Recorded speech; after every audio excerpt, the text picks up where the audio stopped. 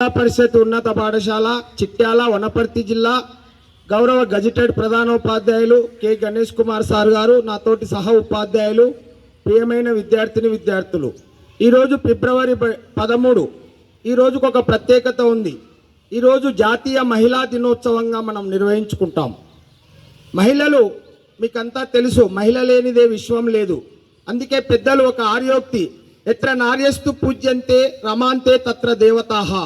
ఎక్కడ స్త్రీలు నివసిస్తారో, స్త్రీలు గౌరవింపబడతారో అక్కడ దేవతలు వసిస్తారో వాళ్ళు కూడా స్త్రీలతో పాటు ఉంటారని ఆర్యోక్తి. అట్లాగే మన భారతదేశంలో ఆనాడు ప్రముఖ కవయిత్రి, రచయిత సరోజినీ నాయుడు గారి జయంతి ఈరోజు. ఆమె ఫిబ్రవరి 13, 1879లో పుట్టింది. ఆమెను ఇండియన్ నైటింగేల్ అంటారు, భారత కోకిల. ఆమె కంఠస్వరం కూడా కోకిలలాగా ఉండేది.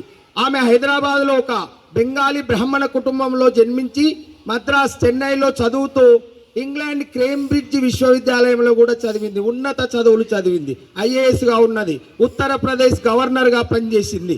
1925లో భారత జాతీయ కాంగ్రెస్ మహిళా అధ్యక్షురాలుగా పనిచేసింది. అందుకే ఆమె ఒక భారతీయ మహిళామూర్తిగా మనం గౌరవిస్తాము. కనుక ఆమె ఈ విధంగా భారతదేశంలో విద్యా వ్యాప్తికి కృషి చేసింది. కనుక ప్రేమ, తర్వాత మతము, వివిధ అంశాలపై అనేక కవితలు, ఖండికలకు రాసింది.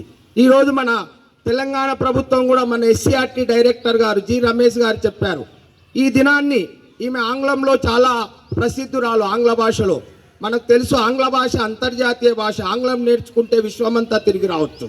కనుక ఆమె జన్మదినాన్ని మన డైరెక్టర్ గారు ఏం చేసిందంటే ఇంగ్లీష్ దినోత్సవంగా నిర్వహించుకోమన్నారు. ఇప్పుడే ప్రధానోపాధ్యాయులు కూడా చెప్పారు, మీకు స్టోరీ రైటింగ్, వ్యాసరచన, ఉపన్యాసంలో 6 నుంచి 9 వరకు పోటీలు కూడా నిర్వహించామని చెప్పబడింది. కనుక అటువంటి మహనీయురాలు గురించి మీరు ఇంకా తెలుసుకొని ఆమెలాగా ఎదగాలని, ముఖ్యంగా అందరూ ఎదగాలి, మహిళలతో పాటు విద్యార్థులు కూడా, స్త్రీలు కూడా ఎదగాలని ఆశిస్తూ ముగిస్తున్నారు.